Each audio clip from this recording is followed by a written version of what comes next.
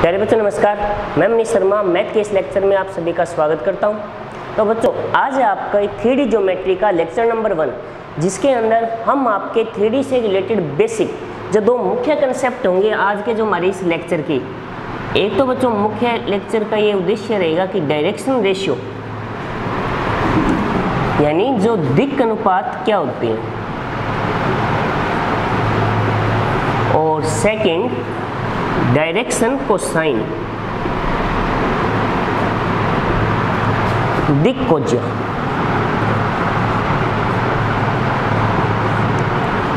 आज के इस लेक्चर में हम इन दो टॉपिक के ऊपर चर्चा करेंगे। यानी कोई भी वेक्टर होगा उसके डायरेक्शन रेशियो क्या होंगे, यानी उसकी दिक् अनुपात क्या होंगे, या उसकी डायरेक्शन कोसाइन यानी दिक्कोज्य क्या होगी, कैसे बनेंगी, उनमें आपस में क्या रिलेशन होगा, उन्हीं सब बातों पर बच्चों आज की हमारी चर्चा रहेगी, जो आपका मुख्य बेसिक रहेगा इस चैप्टर का। डायरेक्शन रेशियो को शॉर्टली DR भी बोला जाता है और इसको DC भी बोला जाता है। ठीक है, डायरेक्शन रेशियो को शॉर्ट में हम DR भी बोलेंगे और इसे क्या बोलेंगे, DC। तो बच्चों आइए स्टार्ट करते हैं और 3D के अंदर इसको समझते हैं कि क्या होगा। देखिए सबसे पहले यदि ये मान लिया जाए कि ये आपकी 3D ज्योमेट्री की जो तीन एक्सेस हैं, ये X मान ली जाए, ये Y मान ली जाए और ये Z मान ली जाए। बच्चों यहाँ पे जो आपकी Z एक्सेस है वो कुछ इस तरीके से है। ठीक है, जो Z एक्सेस है ये आपको मार्कर दिखाई दे रहा होगा, कुछ इस तरीके से आपकी एग्जिस्ट है। ठीक है, अब मान लीजिए कोई वेक्टर हो हमारे पास। देखो बच्चों वैसे तो कोई भी वेक्टर हो वो 3D प्लेन में कहीं भी हो सकता है, लेकिन सिर्फ एक बार इसको बेसिकली समझने के लिए मैं जो वेक्टर का स्टार्टिंग पॉइंट है वो ये मान लेता हूँ O। तो मैंने यहाँ पे एक वेक्टर ले लिया OP।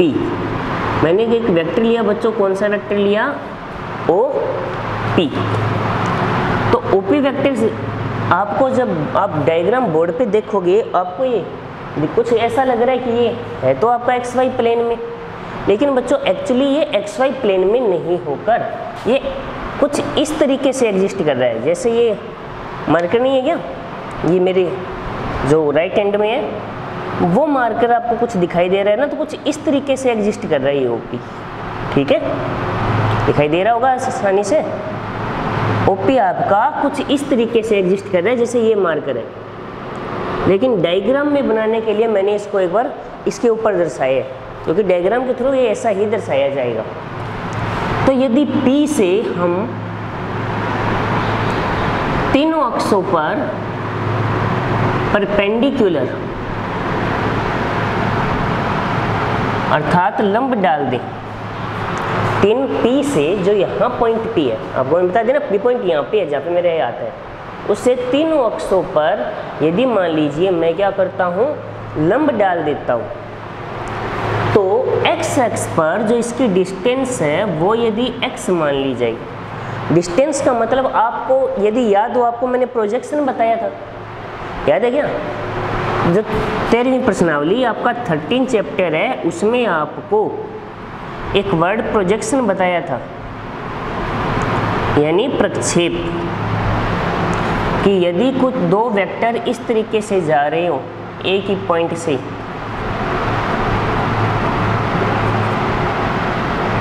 ये A वेक्टर ये B वेक्टर, तो इसका जो प्रक्षेप होगा वो ये डिस्टेंस होती है, ये बताया गया है। इसका जो प्रोजेक्शन होगा वो यही डिस्टेंस होगी, यही दूरी होगी। तो इसी प्रकार यदि आप उस वेक्टर का जो भी आप ले रहे हो OP वेक्टर, उसका तीनों अक्षों पर प्रोजेक्शन ले लो, अर्थात तीनों अक्षों पर उसका प्रक्षेप या एक तरीके से उसकी परछाई ले लो। तो ये X मान लिया जाए, इसे मैं Y मान लूँ और इसे क्या मान लिया जाए, Z। तो X Y Z उस वेक्टर के क्या बोले जाएंगे, DR यानी डायरेक्शन रेशियो, जिसे आप दिक् अनुपात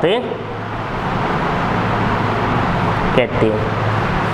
तो बताइए बच्चों, दिक् अनुपात का जो बेसिकली मीनिंग है वो समझ आया या नहीं आया?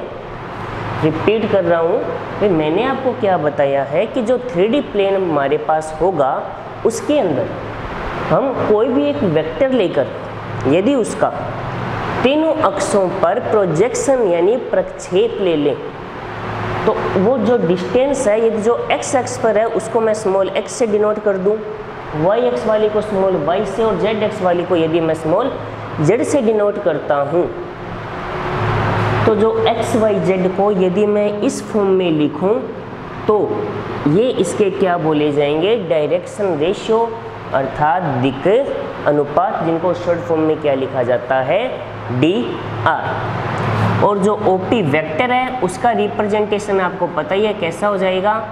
x i cap y j cap plus z k cap. तो बताइए, इतनी बात दिमाग में बैठ गई होगी कि डायरेक्शन रेशियो क्या होते हैं? कोई नई बात नहीं है, सिंपल सी वही बात है जो बार बार हमने 13 चैप्टर यानी जो आपकी 13वीं प्रश्नावली है उसके अंदर पढ़ी है। यानी कोई भी वेक्टर है उसका जो रिप्रेजेंटेशन है, उसका जो स्टार्टिंग और एंड पॉइंट के बीच की जो परपेंडिकुलर यदि दोनों से अक्षों पर डाल दिए जाएं तो जो डिस्टेंस होगी वही उसका एक तरीके से दिक् अनुपात यानी डायरेक्शन रेशियो होता है। क्लियर होगी बच्चों ये बात? यदि कोई वेक्टर x y z के फॉर्म में है तो उसके डायरेक्शन रेशियो क्या हो जाएंगे? x y z, यानी जो उसके स्केलर कंपोनेंट है एक तरीके से आप उनको उसके डायरेक्शन रेशियो के फॉर्म में ले सकते हैं। हाँ, लेकिन ये इजीस्ट फॉर्म ये नहीं, आपस में यदि कैंसिल हो सकते हैं तो इनको कैंसिल करके एक सिंपल फॉर्म में बनाओगे कि रेशियो यानी अनुपात। जब जानते हो जैसे मान लीजिए 2 4 6 आता है तो रेशियो की वजह से एक यदि 2 से कैंसिल हो सकते हैं ना, सारे ये 2 से कैंसिल हो सकते हैं तो इसके डायरेक्शन रेशियो 1 2 3 लिए जाएंगे, नहीं कि 2 4 6। बस ये डिफरेंस होता है वेक्टर की रिप्रेजेंटेशन और डायरेक्शन रेशियो में। ठीक है भाई, ये एक सिंपल फॉर्म में होते हैं। जैसे हम फॉर एग्जांपल मान लीजिए 1/2 2/3 और 1/6 है, यदि मान लीजिए फॉर एग्जांपल ऐसा है तो इसको सिंपल फॉर्म में, क्यों आप रेशियो ले रहे हो, अनुपात ले रहे हो, तो बच्चों आप जानते हो अनुपात एक सिंपल रूप में होता है। तो इसको 6 से मल्टीप्लाई कर दो, 6 से मल्टीप्लाई करोगे तो 3 4 1 हो जाएगा। तो इसके डायरेक्शन रेशियो कुछ इस तरीके से लिखे जाएंगे। बस थोड़ा सा ये डिफरेंस होता है वेक्टर के नोटेशन में। वेक्टर के नोटेशन में ये वैल्यू यहाँ पे डायरेक्ट आती है, लेकिन जो डायरेक्शन रेशियो उसमें इसकी जो सिंपलेस्ट फॉर्म है वो आती है। और डायरेक्शन रेशियो एक तरीके से समझने के लिए आप इसका अक्षों पर क्या ले सकते हो? प्रक्षेप ले सकते हो। तो डायरेक्शन रेशियो वाला वर्ड समझ आ गया होगा क्या होता है। अब हम आगे बढ़ते हैं। जो हमारा एक और मुख्य टॉपिक रह जाता है इस लेक्चर का वो है बच्चों आपका डायरेक्शन कोसाइन यानी दिक् कोज्येय। तो इसी डायग्राम के थ्रू हम समझते हैं उसको। ठीक है,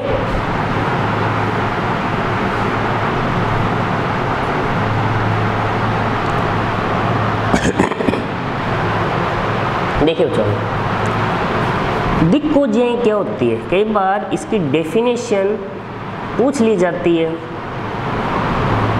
जिससे बच्चे कंफ्यूज भी हो जाते हैं।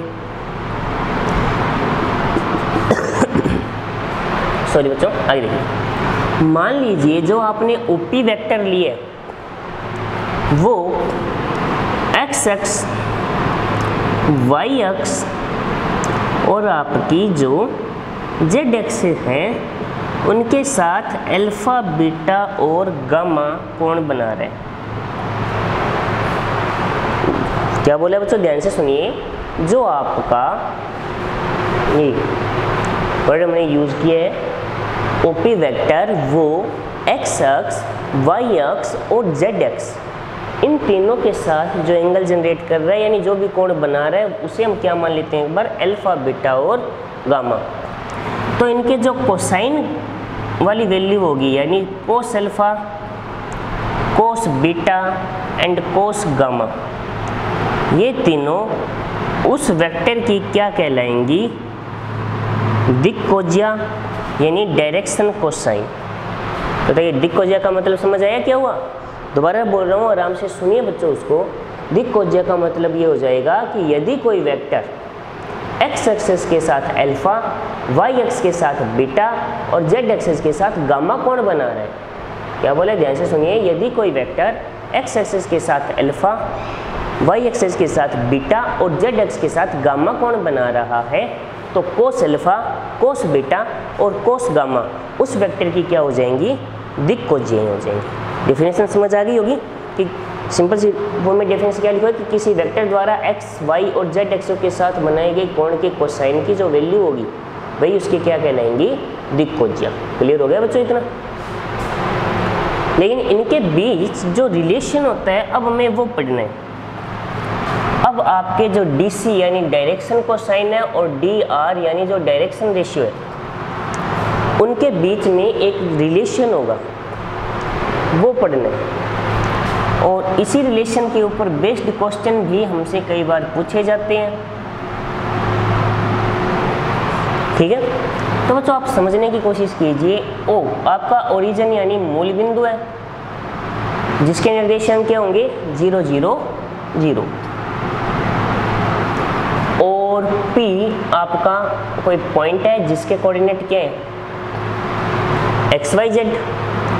तो डिस्टेंस बिटवीन OP यानी O और P के बीच की जो दूरी होगी, डिस्टेंस होगी, वो क्या होगी, x minus 0 whole square, y minus 0 whole square plus z minus 0 whole square. तो ये रिजल्ट आ जाएगा बच्चों आपके पास x square plus y square plus से z स्क्वायर। इतने बात दिमाग में आ गई होगी। हमने क्या किया, हमने OP जो दूरी है वो पता की है, ये जिसको मैं थोड़ा डार्क कर रहा हूँ। अब इस पॉइंट को यदि मैं A मान लूँ, समझने की कोशिश कीजिए बच्चों। भाई मैंने सबसे पहले OP डिस्टेंस ज्ञात की। ज्ञात करने का फॉर्मूला आप जानते हो, x2 माइनस x1 का whole square plus y2 minus y1 का whole square plus z2 minus z1 का होल स्क्वायर, इसका स्क्वायर रूट। तो उस फॉर्मूले में वैल्यू रखी है x2 minus x1, y2 minus y1, z2 minus z1। Solve किया तो OP डिस्टेंस आ गई बच्चों मेरे पास। लेकिन अब बात ये आती है कि OP डिस्टेंस को आगे कैसे बढ़ाएं। OP डिस्टेंस पे तो हम आ चुके हैं, लेकिन उसकी आगे की जो चीज़ें हम वो कैसे ज्ञात करें, तो वो देखिए। वो ज्ञात करने के लिए आप सबसे पहले ट्रायंगल ले लीजिए OAP।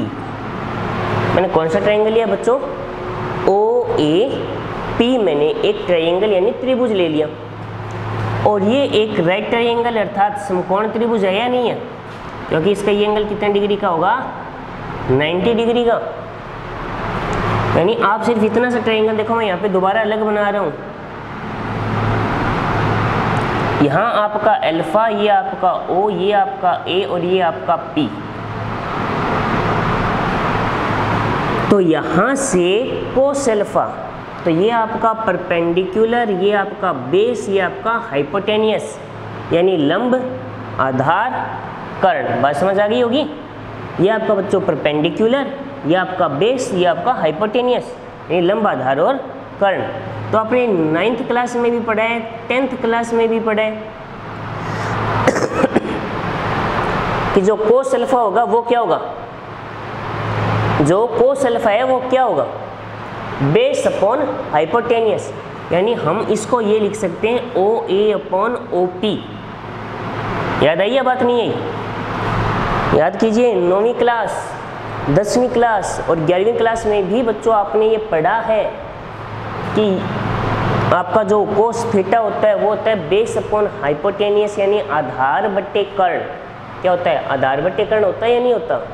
तो बस वही तो मैं बोल रहा हूँ, ठीक है। आधार बट्टे कर्ण यूज कर रहे हैं बच्चों, बेस अपॉन। तो यहाँ से जो रिजल्ट आएगा OA क्या हो जाएगी, X। डायग्राम को देखो, OA मैंने क्या मानी है, X मानी है नहीं मानी है। OP हमने ज्ञात किया, OP क्या ही है,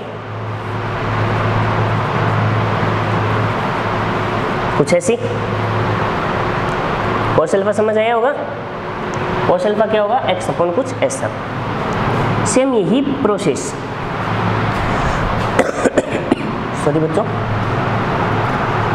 यदि OBP ले लिया जाए तो आपको डायग्राम कुछ ऐसा दिखेगा, ये O, ये B और ये P, ये ट्रायंगल, ये Y है, यहाँ पे बीटा होगा,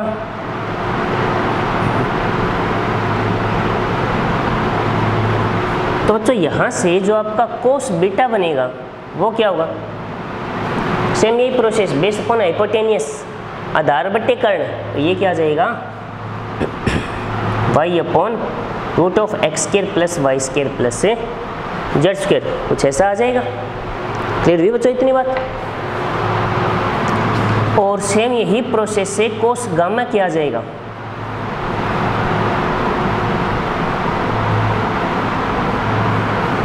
तो ये जो बातें बच्चों मैंने यहाँ लिखी है एक बार उस पर नज़र डालिए।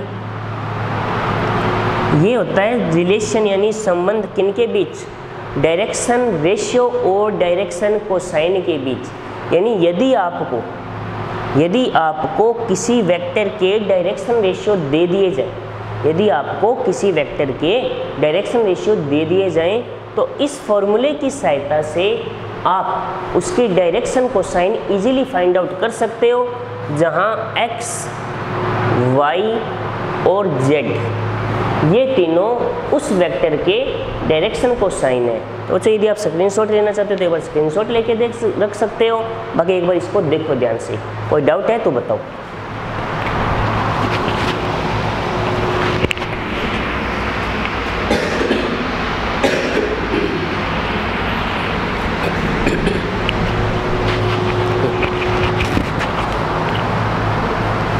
ठीक है बच्चों, ले लो स्क्रीनशॉट, बात समझ आ गई होगी।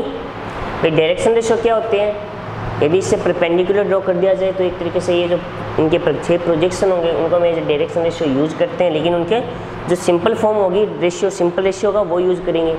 ठीक है, नंबर 1। नंबर 2, यदि कोई वेक्टर आपको दे दिया जाए जिसके direction ratio x y z है, यदि जिसके डायरेक्शन रेशियो क्या है एक्स वाई जेड है, तो उसकी जो डायरेक्शन कोसाइन यानी जो दिक् कोज्या होगी cos alpha equal to x upon ये वाई और जेड। क्लियर होगी बच्चों। अब जो हम क्या करते हैं, इसको आपके थोड़ा सा 13 चैप्टर से रिलेटेड करते हैं, जो आपने 13वीं प्रश्नावली के अंदर पढ़ी है उससे कुछ रिलेशन इसका बन सकता है क्या, वो देखते हैं एक बार।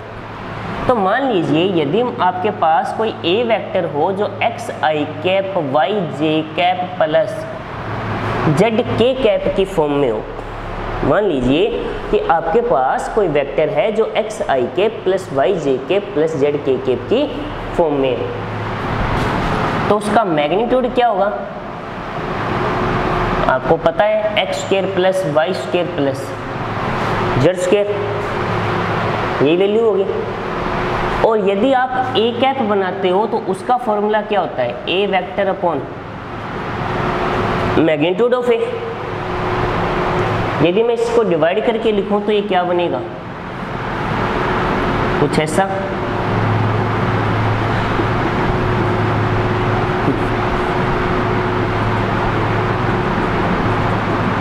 जे कैप प्लस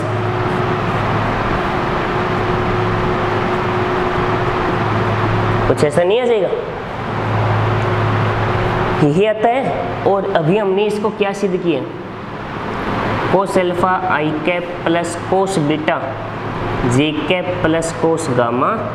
ठीक है, तो बच्चों देखो यहाँ से एक बहुत अच्छी बात हमें पता चल गई कि यदि आपको कोई वेक्टर का भी कोई यूनिट वेक्टर दिया गया है तो यहाँ पे जो आई जे कैप के कंपोनेंट है वो एक तरीके से आपकी उसकी दिक्कोजियों को दर्शाते हैं, यानी कोस अल्फा, कोस बीटा और कोस गामा, ये जो आपकी दिक्कोजियाँ हैं उनको दर्शाएंगे। बात समझ आ गई होगी अब तो। यानी हमने एक बार उसको प्रीवियस आपका जो चैप्टर है उससे रिलेटेड कर दिया डायरेक्शन कोसाइन को। तो ये डायरेक्शन कोसाइन होंगे, एक्स वाई जेड आपके उसके डायरेक्शन रेशियो यानी दिक् अनुपात होंगे, और इनके बीच का रिलेशन ये आपको दिखाई दे रहा है, ये आपका कोस अल्फा, ये आपका कोस बीटा और ये आपका कोस गामा।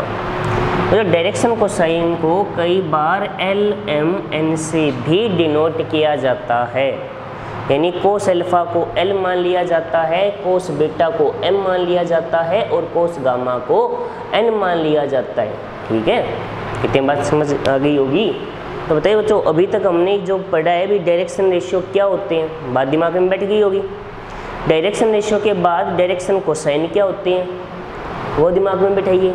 डायरेक्शन कोसाइन के बाद जो हमने ये पढ़ा कि रिलेशन बिटवीन डायरेक्शन रेशियो और डायरेक्शन कोसाइन, यानी डायरेक्शन रेशियो से डायरेक्शन कोसाइन को यानी दिक् अनुपात से दिक् कोज्या को कैसे ज्ञात किया जा सकता है, तो वो फॉर्मूला देख लिया हमने। तो यदि कोई vector x i cap y j cap plus z k cap की फॉर्म में है तो कोस अल्फा हो जाएगा x upon root of x square plus y square plus z square. Same यही कोस बीटा के लिए और ये कोस गामा के लिए। अब बच्चों आगे एक छोटी सी बात और है जो हमें पढ़नी है कि डायरेक्शन कोसाइन जो है उनको आपस में लेकर क्या कोई रिलेशन और बन सकता है। तो आप ये देखिए, जो कोस स्क्वायर अल्फा यदि मैं ज्ञात करूँ, कोस अल्फा आपके पास ये, इसका स्क्वायर करूँगा तो स्टूडेंट मेरे पास क्या आ जाएगा, x square upon x square plus y square plus z square नहीं हो जाएगा क्या। सेम यही प्रोसेस यदि मैं कोस स्क्वायर बीटा के लिए यूज करता हूँ, सेम यही प्रोसेस यदि मैं कोस स्क्वायर बीटा के लिए यूज करूँ तो इसका स्क्वायर करो क्या आ जाएगा, y square upon x square plus y square plus z square, और कोस स्क्वायर गामा क्या आ जाएगा, जेड स्क्वायर अपॉन, कुछ ऐसा। बस समझ आ गई होगी भाई, हमने क्या किया, स्क्वायर कर दिया तो ऊपर वाले का स्क्वायर हो जाएगा, रूट का स्क्वायर करोगे तो रूट हट जाएगा ना वहाँ से, तो रूट को रिमूव कर दिया। इतनी बात क्लियर हुई। अब आगे देखिए कि यदि आप अब cos square alpha plus cos square beta plus cos square gamma ज्ञात करते हो, यदि आप cos square alpha plus cos square beta plus cos square gamma ज्ञात करते हो तो ये क्या हो जाएगा, x square plus y square plus z square divide by x square plus y square plus z square, कुछ ऐसा हो जाएगा। और जिसे क्या लिखा जा सकता है, 1। तो ये बच्चों एक रिलेशन बन गया इनके बीच, दिक् कोज्याओं के बीच। तो आपको हमेशा याद रखना है कि l square plus m square plus n square is always equal to 1 होगा। बात समझ आई। ये तो बच्चों एक रिलेशन हो गया दिक् कोज्याओं के बीच, क्योंकि यहाँ से क्वेश्चन बन जाता है 1 मार्क का क्वेश्चन, 1 नंबर का क्वेश्चन कई बार आपके एग्जाम में पूछा जा सकता है बच्चों यहाँ से। कैसे कि यदि मान लो मैं ये दे दूँ कि कोई वेक्टर है जो एक्स एक्स के साथ 45 डिग्री का एंगल बना रहा है, वाई एक्स के साथ 120 डिग्री का एंगल बना रहा है, तो जेड एक्स के साथ बनाया गया एंगल कितने डिग्री का होगा, वो पता करने के लिए आप इस फॉर्मूले का यूज करो कि cos square alpha plus cos square beta plus cos square gamma equal to 1। तो यदि आप यहाँ पे अल्फा बीटा की वैल्यू पुट करके इक्वल 1 लेकर सॉल्व करो तो कोस स्क्वायर गामा हमारे पास नहीं आ जाएगा क्या, और कोस स्क्वायर गामा तो गामा की भी वैल्यू आ जाएगी, यानी एंगल आप आसानी से ज्ञात कर सकते हो। बात समझ आ गई होगी सारी। तो बच्चों यही आपको दिमाग में बैठाना है कि जो डायरेक्शन कोसाइन है उनका रिलेशन क्या होता है, cos square alpha plus cos square beta plus cos square gamma equal to 1। यदि इनको LMN से डिनोट किया जाए तो एक फॉर्मूला बन जाता है L square plus m square plus n square equal to 1। ये बच्चों एक बार देखो इसको, कोई डाउट है बताओ।